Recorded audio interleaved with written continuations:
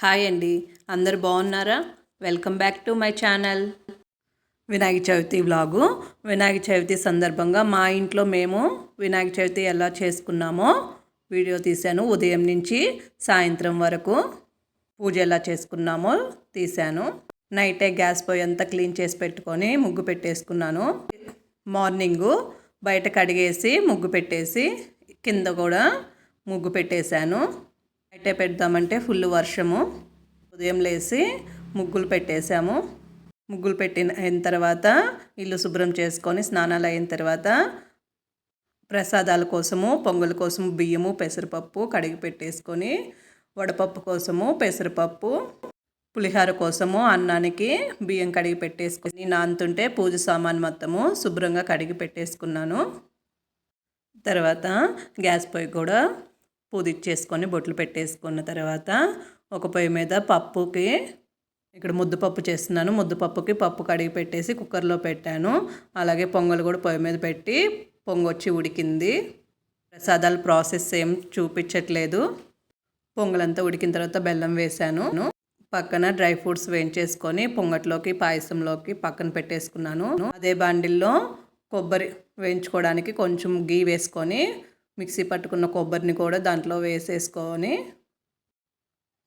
Golden colour వచ్చే వరకు fry చేసుకుంటున్నాను. ఇది కొబ్బరి వచ్చేసి మోదకాల కోసము ఫ్రై అవుతూ ఒక పక్క పొంగలి ఉడుకుతూ ఉంది. మనం కొబ్బరి లడ్డుకు ఎలా అయితే కొబ్బరి బెల్లం వేసి ఫ్రై చేసుకుంటామో అలాగే కొబ్బరి బెల్లము నెయ్యి వేసుకొని కొంచెం యాలకుల పొడి వేసుకొని గోల్డెన్ కలర్లోకి వచ్చే వరకు ఫ్రై చేస్తూ ఉండాలి, కలిపెడుతూ ఉండాలి, లేకపోతే అడుగంటుతుంది. కొబ్బరి అంతా దగ్గర పడిన తర్వాత దించేసుకొని చల్లారే వరకు పక్కన పెట్టేసుకోవాలి. తర్వాత మోదకాల కోసం పిండి కలుపుకోవడానికి గ్యాస్ మీద బాండిల్ పెట్టేసి బాండిల్లో కొంచెం నెయ్యి వేసి తర్వాత వాటర్ వేసుకొని కొంచెం సాల్ట్ వేసుకొని కొంచెం బెల్లము వాటర్ అన్నీ కాగిన తర్వాత మనం పిండి వేసుకొని ఉండలు కట్టకుండా కలబెట్టుకుంటూ కలుపుకోవాలి. ఒక 10 నిమిషాల వరకు కలుపుకుంటూ మనకు సరిపడా ముద్ద వరకు వచ్చే వరకు కలుపుతూ ఉండాలి. మోదకాల పిండి అంతా దగ్గర పడే వరకు కలబెట్టుకున్న తర్వాత పక్కన పెట్టేసుకొని చల్లార్చుకోవాలి. చల్లారిన తర్వాత బాగా చేతితోటి పిసుక్కోవాలి. చపాతీ ముద్దలాగా పిసుకాలి. తర్వాత అది పక్కకు తీసుకున్న తర్వాత అదే బాండిల్లో కొంచెం వాటర్ వేసేసి వాటర్లో బెల్లము, యాలకుల పొడి, కొంచెం కొబ్బరి తురుము, పచ్చెనగపప్పు వేసుకొని ఉండ్రాళ్ళ కోసము కొంచెం బెల్లం కరిగే వరకు శనగపప్పు ఉడికే వరకు ఉంచుకొని బెల్లం కరిగే వరకు కలబెట్టుకుంటూ బెల్లం అంతా కరిగిన తర్వాత వాటరు తెరులుతున్నప్పుడు మనకు ఉండ్రాళ్ళకి సరిపడా ఒక 5 నిమిషాలు మూత పెట్టేసుకొని పచ్చెనగపప్పు బాగా ఉడకనివ్వాలి. ఒక పక్క ప్రసాదాలు చేసుకుంటూ దేవుడి దగ్గర అన్నీ సర్ది పెట్టుకుంటున్నాను. పూజ సామాను అవన్నీ. ఉండ్రాల వాటరు తెరిలిన తర్వాత మనం బియ్యం పిండి వేసుకోవాలి. వినాయక చవితికి బియ్యం పిండితో చేసిన వంటకాలంటే చాలా ఇష్టం కాబట్టి అన్ని రకాలు బియ్యం పిండితోటే చేస్తాము. మన చపాతీ ముద్దలాగా వచ్చే వరకు పిండి చూసుకుంటూ ఉండలు కట్టకుండా వేసుకొని కలుపుకుంటూ ఉండాలి. సిటీల్లో కంటే పల్లెటూరులోనే వినాయక చవితి చాలా బాగుంటుంది. అలాగే మా చిన్నప్పుడైతే మా చేతులతోటే వినాయకుని తయారు చేసి మట్టితోటి పత్రి కూడా మా చేతులతోటే కోసుకొచ్చి పెట్టేవాళ్ళము. ఇప్పుడు ప్రతి ఒక్కటి కొనుక్కోవాల్సి వస్తుంది. మా చిన్నప్పుడైతే ఉదయం 5ంటికే లేచి ఒక 10-20 మంది పిల్లలం అందరం కలిసి పొలాల్లోకి వెళ్ళి పత్రి మొత్తము కోసుకొచ్చే వాళ్ళము.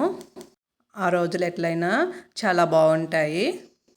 మీ అందరికీ పల్లెటూరులో వినాయక చవితి ఇష్టమో సిటీల్లో వినాయక చవితి ఇష్టమో కామెంట్ చేయండి. తాలికల పాయసం కోసము బియ్యపిండితోటి తాలికల్లాగా చేసుకొని వాటర్ పెట్టేసుకొని వాటర్ కాగిన తర్వాత వాటర్లో వేసుకోవాలి. కళ్ళబెట్టకుండా ఉడకనివ్వాలి. తాలికలు ఉడికిన తర్వాత బెల్లము కొంచెం బియ్యపిండి వాటర్లో కలిపి పోసుకోవాలి. దగ్గర పడుతుంది. అంతా ఉడికిన తర్వాత డ్రై ఫ్రూట్స్ యాడ్ చేసుకోవాలి. తర్వాత ఇక్కడ పులిహోర కోసము తాలింపు పెట్టాను. తాలింపు వేగిన తర్వాత పులిహోర కూడా కలిపి పెట్టేశాను. తర్వాత మినప్పప్పు మిక్సీ పెట్టేసుకొని కొంచెం సాల్ట్ కలుపుకొని పక్కన పెట్టుకొని గ్యాస్ మీద బాండిల్ పెట్టేసి ఆయిల్ పోసి ఆయిల్ హీట్ ఎక్కిన తర్వాత వడ వేసాను. ఒక సైడు ప్రసాదాలు చేస్తూ పూజ రూమ్లో దేవుడి కూడా మొత్తము రెడీ చేసి పెట్టుకున్నాను. తర్వాత నేను చేసి పెట్టిన 9 రకాల ప్రసాదాలు ఇవే: మోదకాలు, జిల్లేడికాయలు, తర్వాత పానకం, వడపప్పు, వడలు, పొంగలి, తాలికల పాయసం, తర్వాత పులిహోర, కుడుములు, ఉండ్రాళ్ళు. ఇవన్నీ అయిన తర్వాత పూజ రూమ్లో మొత్తం పూలు అన్నీ పెట్టేసుకొని గణేష్ని కూర్చోబెట్టడానికి కింద పద్మం ముగ్గు వేసి, తర్వాత పసుపు కుంకుమ వేసి దాంట్లో పీట వేసుకున్న తర్వాత దాని మీద ఇంకొక చిన్న పీట పెట్టేసి దానికి కూడా పసుపు కుంకుమ పూసి పెట్టేసుకొని ముగ్గు వేసుకొని పసుపు కుంకుమ అక్షింతలు వేసి నీట్గా ప్లేట్లో బియ్యం పోసుకొని ఆ బియ్యంలో కూడా కొంచెం పసుపు కుంకుమ అక్షింతలు వేసుకున్నాను. తర్వాత ఒక తమలపాకు వేసుకొని తమలపాకు మీద గణేశాన్ని కూర్చోబెట్టాము. గణేశాన్ని కూర్చోబెట్టిన తర్వాత చూడండి, మేము తెచ్చుకున్న గణపతయ్య ఎలా ఉన్నాడో చెప్పండి. గణేశాన్ని కూర్చోబెట్టుకున్న తర్వాత పూలమాల అలంకరించుకొని తర్వాత గంధం కుంకుమతో బొట్టు పెట్టేసుకున్నాము. బొట్టు పెట్టుకున్న తర్వాత గణేషకి ఇష్టమైన జిల్లేడు పువ్వులు మాల కూడా వేసుకొని తర్వాత మనం మట్టి గణపతిని పెట్టుకున్న కూడా పసుపుతోటి గణపతిని చేసి పూజించుకోవాలి మొదటిగా. అందుకోసమని తమలపాకు మీద కొంచెం పసుపు వాటర్ వేసి గణపతిని రెడీ చేసుకుంటున్నాను.